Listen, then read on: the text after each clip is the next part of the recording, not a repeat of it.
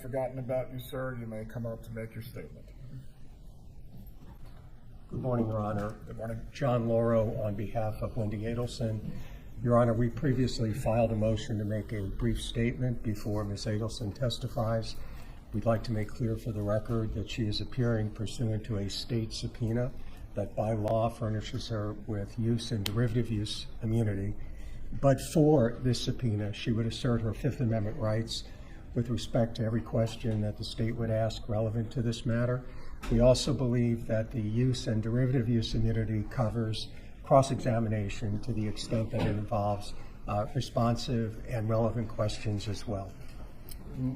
The court has previously ruled concerning this matter that the immunity that is being conferred by the state's subpoena does extend to cross-examination and that she is appearing to answer questions under this immunity.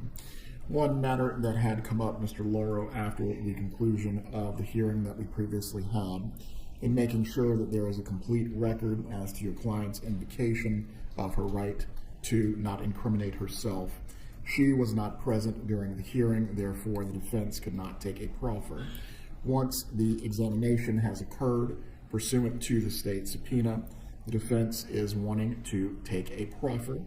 As to that, any questions in which she believes she needs to properly invoke, you may advise her to do so, and I will make a ruling from there whether there is, in fact, any proper basis that is both relevant and would not go to the right of self-incrimination.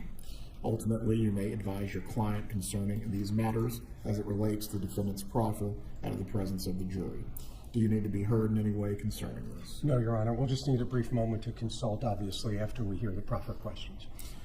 That's fine. Yeah, thank you, Your Honor.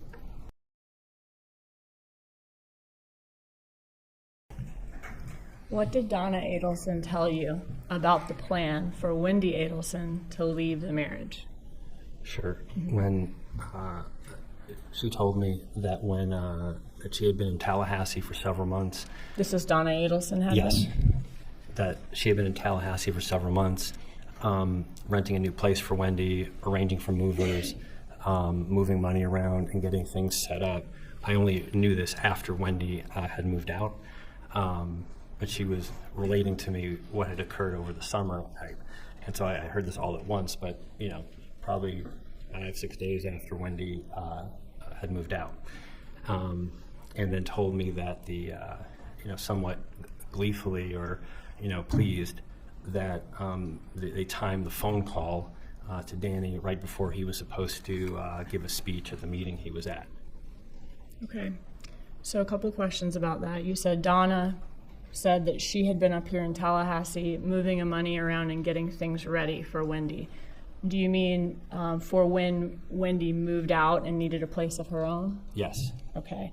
And what did Donna tell you that she did to try to, hide the fact that they were renting a place for Wendy?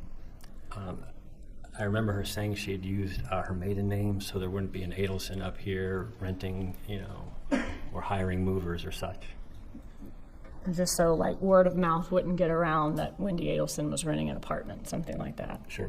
Okay. So they used Donna's maiden name. Yes. Donna did. And then you said that their plan was for Wendy to call Dan Markell as he was getting on stage, or right before he got on stage, to give a speech at a conference? That's what I was told. Okay. And what was Donna's demeanor when she was describing this plan to you about how she was able to set up this place for Wendy to live in, everything was ready for her, and then this is how she gave Dan the news? I think she sounded... Donna's the one that gave the news? If not, then I believe the question was, what was her demeanor? You may Yes, sir. answer the question. she sounded pleased to me. When is your father, Harvey Adelson's, birthday? July 5. When a birthday gift is given for somebody in the family, does Donna Adelson typically say, we're going to get him this, everybody owes this much, everybody's going to pay a third, or whatever it is? Yeah, if there was a big gift we're getting, or they said, we're getting this for someone, and you can be part of it, that was not uncommon. Okay. Was the party a surprise for Harvey? No. So you were never told, don't tell him about it, it's a surprise, No. anything like that? Don't tell him. Were you not supposed to tell him anything about the party that was a surprise? No, there was nothing about a surprise birthday. All right, so how did you first hear about Dan Markel's murder? Yeah, I heard the day after the shooting occurred, so that would be Saturday, July 19. I was at a meeting in Chicago, and I think I got a phone call first, and then I was in a meeting, and so I just said I can I call you later? And then I got a text message shortly thereafter, like right before 10 in the morning. It said like, tragedy here, please call.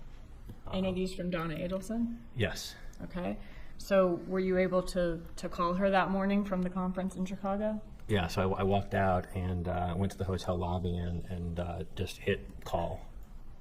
Okay, and tell us about that conversation with her. So it's one of those moments that you'll just remember forever. So I remember being in the lobby of the Westin, and I assumed something terrible had happened, and but I wasn't ready for it. She said, so we just want to let you know that Danny's been shot, and they took him to the hospital, but he didn't make it. And it didn't make any sense. And I probably asked like a few medical questions, and they said they're driving up to go help Wendy, and we'll talk to you later. We can't talk now. Okay. Was she crying in that conversation? Not in Donna the Adelson? conversation. Sir? No, she was not. Okay. It was very matter of fact. Did she ever give you any further detail that weekend about how he'd been shot, or other than just Danny was shot and he didn't make it?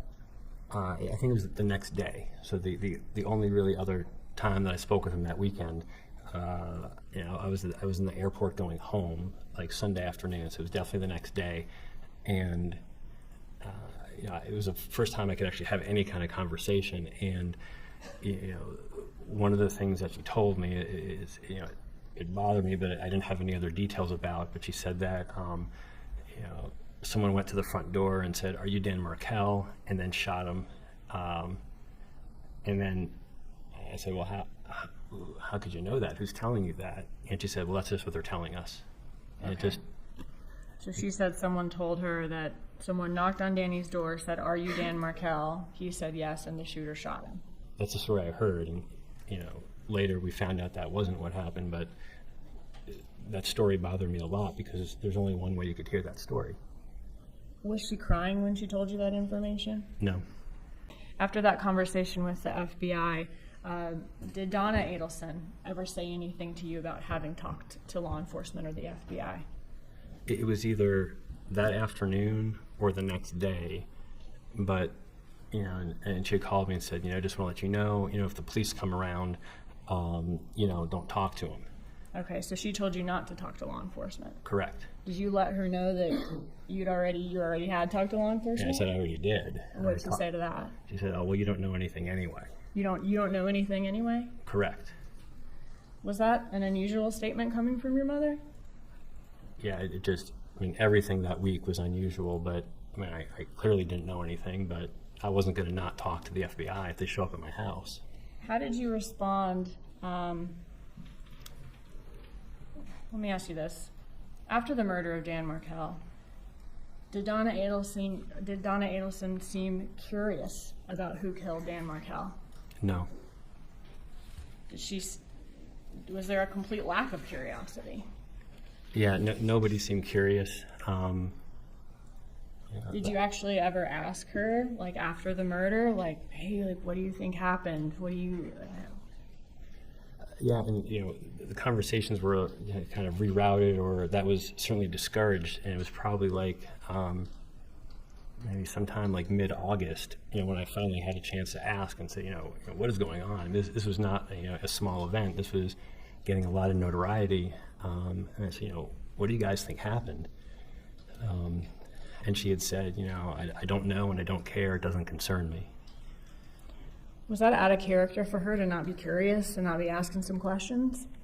Yeah, it was an unsolved murder of, my former brother-in-law.